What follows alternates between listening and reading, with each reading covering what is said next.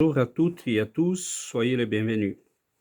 Je m'appelle César Santos, je suis professeur de chimie et je suis membre du Centre Spirit Chico-Xavier situé à Sherbrooke, au Québec. Nous entamons cette série aujourd'hui pour vous présenter l'espiritisme. L'espiritisme est né en France en 1857 avec la publication des Les Livres des Esprits par Allan Kardec. Et jusqu'à la fin du 19e siècle, début du 20e, il était vraiment très, très connu en Europe. Malheureusement, avec les guerres, comme la Première Guerre mondiale, il a subi les conséquences. Il n'a pas réussi à se propager à la même vitesse. Donc, aujourd'hui, il n'est pas très connu, sauf dans quelques pays comme le Brésil, le Portugal, et un peu partout en Europe, mais dans des petits groupes. Ce qu'on trouve dommage, parce que comme on va essayer de vous montrer, il peut nous donner des réponses aux questions les plus importantes pour les êtres humains. Donc, en partant, on peut dire que le spiritisme est une doctrine, donc un ensemble de connaissances qui touche à trois aspects.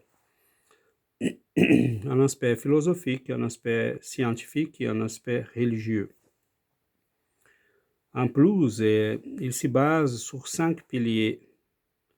Donc, l'existence de Dieu, l'immortalité de l'âme, la réincarnation, la possibilité de communication avec nos êtres chers qui ont déjà quitté ce monde, donc la communication avec les esprits, et la pluralité des mondes habités. Donc, ça veut dire la vie ailleurs qui est sur notre planète.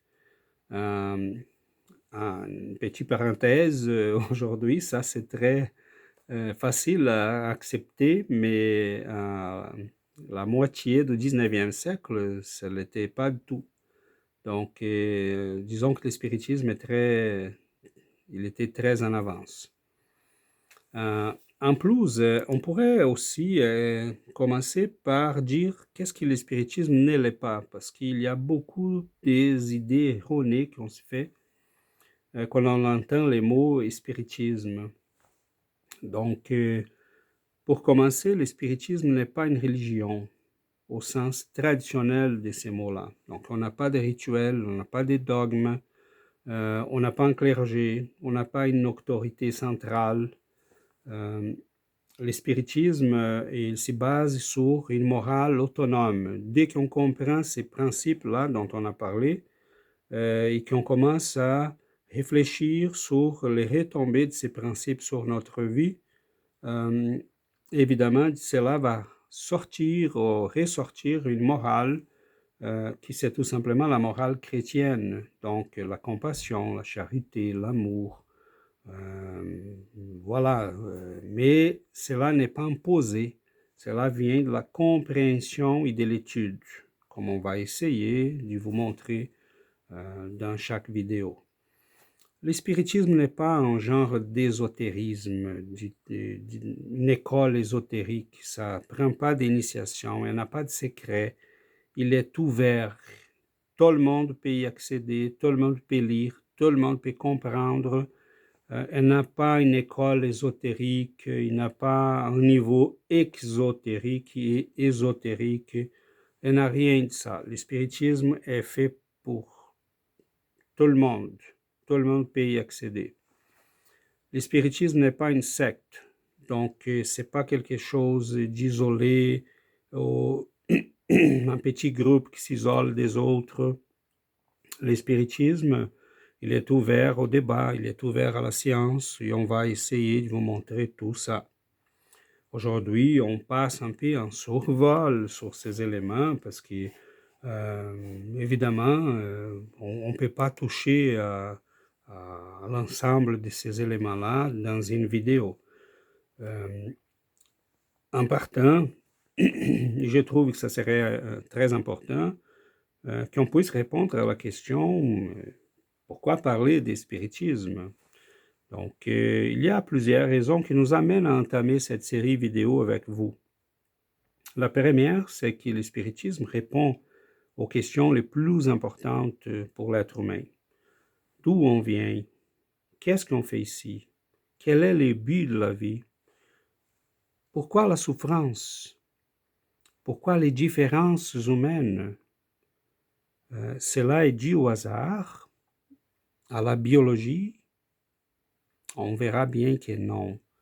Oui, il y a des raisons, des fois biologiques, pour un événement, mais cela explique très, très peu, vraiment très peu, de tout ce qui se passe dans la vie humaine. Donc, on va essayer de vous montrer quelle est la perception spirite et quelles sont les réponses spirites à toutes ces questions-là. Donc, une autre raison qui nous amène à parler de l'spiritisme, c'est qu'on constate de plus en plus les effets pervers de notre conception matérialiste de vie. Écoutez, c'est évident qu'on ne peut pas continuer à vivre dans ces paradigmes-là. Et ça, c'est pas César qui est en train de vous dire. Récemment, il y a eu plus de 200 scientifiques de partout sur la planète qui ont signé un document pour dire qu'il faut qu'on passe à un autre paradigme, un paradigme spiritualiste. Donc, voilà qu'on n'est pas vraiment dans quelque chose qui est au Moyen Âge, on est dans quelque chose qui est très, très moderne et qui s'agit en fait de l'avenir. Donc, les effets pervers d'une conception matérialiste de la vie, ça se fait voir un peu partout.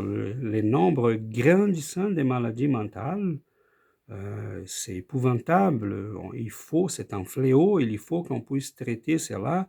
Les cas de suicide qui ne cessent d'augmenter. Mais si on a une conception spiritualiste de la vie, on ne voit pas des gens se suicider. C'est quand on a une perception matérialiste, la vie commence au moment de la naissance et finit au moment qu'on est mort. Et là, la vie, c'est tout ce qui se passe entre ces deux événements-là. Mais est-ce vraiment cela? Le spiritisme va nous montrer que non. On existait avant et on va continuer à exister après, mais tout ce qu'on fait dans cette période-là, entre être né et mourir, bon, cela compte pour tout ce qui va se passer après. Le spiritisme est un remède pour les suicides, contre les suicides. Le spiritisme est un remède pour notre conception matérialiste de la vie. Parce que cette conception-là nous amène à un égoïsme profond qui fait très mal à la vie et à la société. Finalement, on pourrait dire, le spiritisme nous amène à trouver un sens à la vie. Parce que ce n'est pas possible qu'on continue à vivre sans avoir les réponses dont on a besoin.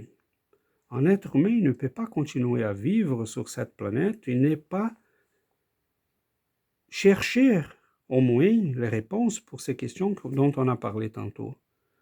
Mettons, pourquoi la souffrance? Pourquoi doit-on endurer la souffrance? Pourquoi ne pas se suicider? Donc, vous voyez qu'on a besoin de ces réponses-là. Et le spiritisme, je vous assure, il nous donne ces réponses. Et malheureusement, on doit dire, on ne trouve pas ces réponses dans la psychologie traditionnelle.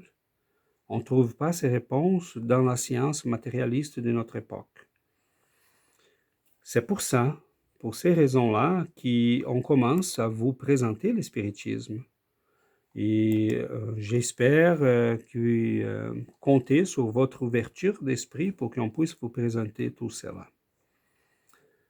En plus, le spiritisme a un pouvoir explicatif très, très large. Donc, si vous voulez comprendre, mettons, les phénomènes psychiques, les maladies mentales, et je vous avertis déjà en partant, on ne fait pas de l'ingérence dans les domaines de la médecine et de la psychologie. Par contre, on invite les médecins, les psychologues à venir étudier le spiritisme.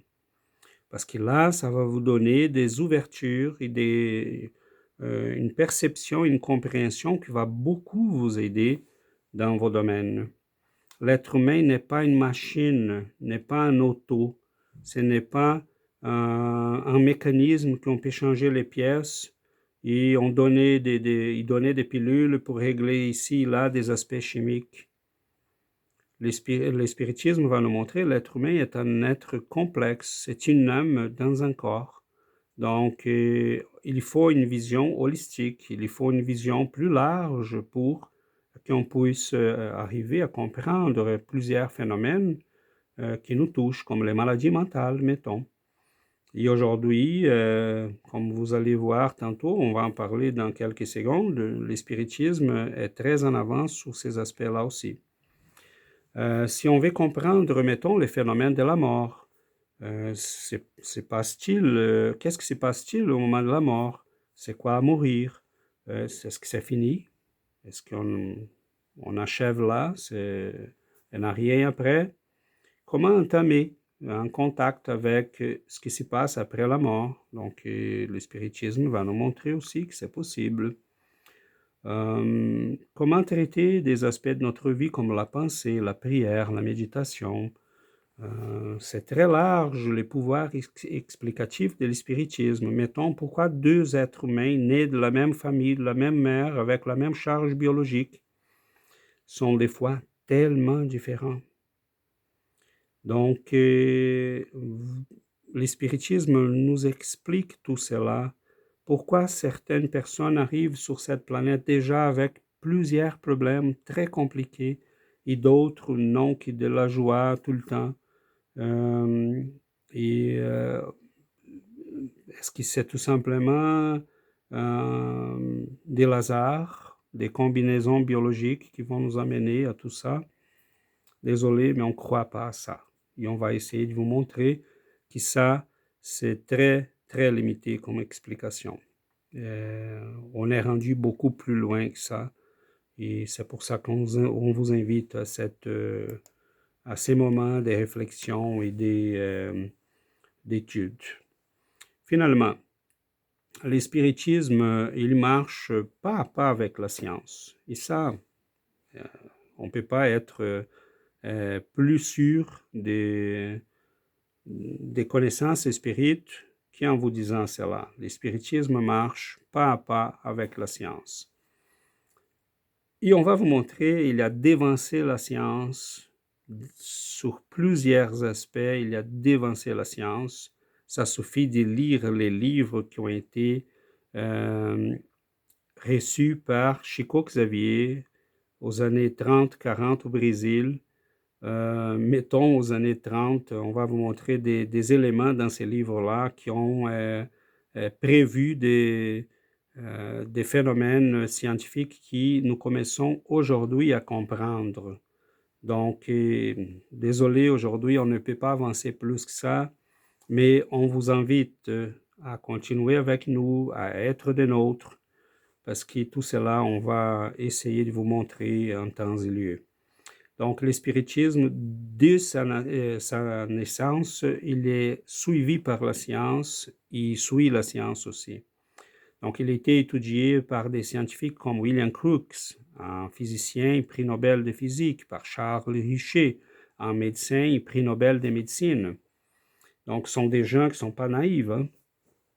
Et on pourrait citer une dizaine de scientifiques dans la période qu'on appelle la période classique de la science.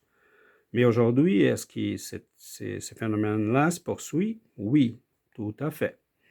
Donc, on a des dizaines d'associations sur la planète qui sont en train de relier la science et la spiritualité. Mettons les associations qui étudient les phénomènes des expériences des morts imminentes. Ils sont partout sur la planète. Aux États-Unis, il y a des associations très, très puissantes. En France, un peu partout, en Europe, au Brésil, partout. Les recherches sur la prière, la méditation, la pensée, les pouvoirs de la pensée sur notre organisme, sur les maladies, ces recherches, le spiritisme a dévancé les conclusions de ces recherches. C'est ça qui est étonnant. C'est ça qu'on va vous montrer. Les scientifiques sont en train d'étudier aujourd'hui, d'arriver aux conclusions auxquelles Allan Kardec est arrivé en 1857. Donc, c'est pour ça que le spiritisme, il faut l'étudier. Les recherches sur la réincarnation, mettons, qu'on a aux États-Unis ou qu'on a un peu partout aussi sur la planète. On a les travaux de Mario Beauregard au Canada et aux États-Unis, quelqu'un de très, très reconnu. On a les travaux d'Ian Stevenson aux États-Unis sur la réincarnation qui nous a laissé des documents vraiment très, très riches d'un point de vue scientifique. On a des travaux comme ceux de Sergio Oliveira, Marlène Nobre, Decio Landoli Jr. qui sont en train d'étudier les liens entre la médecine et la spiritualité. Ils ont les travaux de Marlène Nobre. Elle a conçu et a bâti des associations médicaux et spirites un peu partout sur la planète. Donc, les scientifiques sont en train d'étudier le spiritisme sans s'y rendre compte et sans même connaître le mot spiritisme. Ce que je trouve dommage, cependant, c'est que le spiritisme a dévancé les conclusions. Allan Kardec, en se basant sur les 5 principes qu'on a parlé au début, il a avancé toutes les conclusions pour la psychologie, la médecine, conclusions auxquelles on commence à arriver aujourd'hui. Donc, disons que la science est en train d'y travailler pour arriver à ce qu'on a déjà, à des conclusions qu'on a déjà. On pourrait citer plusieurs, donc les travaux du M. Ping van Lommel dans les pays nordiques, qui a commencé pour travailler sur les expériences des morts imminentes, mais finalement aujourd'hui publie des travaux dans les revues scientifiques les plus reconnues au monde sur la mémoire extracérébrale. Donc, voyez bien qu'on parle de quelque chose de très, très intéressant, parce qu'on croit tous qu'on a un cerveau et que notre mémoire est là-dedans. Mais M. Van Lommel, ainsi que d'autres scientifiques, commencent à montrer que non. Mais cela a été dit par le spiritisme, ça fait déjà quelques 160 ans. Donc, voilà, mes amis. C'est très riche, c'est très large. Le spiritisme a un spectre de possibilités, de connaissances. C'est merveilleux comme il puisse nous aider à trouver les raisons, l'essence de la vie, comprendre la souffrance. On n'est pas là au hasard, on n'est pas là comme des êtres qui sont des victimes de hasard. Quelqu'un est en train de jouer avec notre vie, c'est pas ça. Il y a des raisons, il y a une compréhension profonde à notre vie. On n'est pas avec les gens avec qui on est né au hasard. Il y a une raison pour les phénomènes, au moins pour les phénomènes les plus importants de la vie. Donc, c'est assez énorme domaine de connaissances qu'on vous invite avec cette série vidéo. Donc, soyez des nôtres, parce qu'à chaque vidéo, on va vous présenter des éléments et comment les connaissances et spirites peuvent nous aider à comprendre la vie, comprendre à nous-mêmes, comprendre la totalité des phénomènes psychologiques et spirituels, philosophiques, qui touchent à notre vie.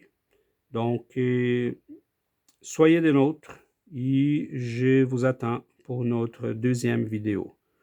Merci beaucoup énormément de votre attention.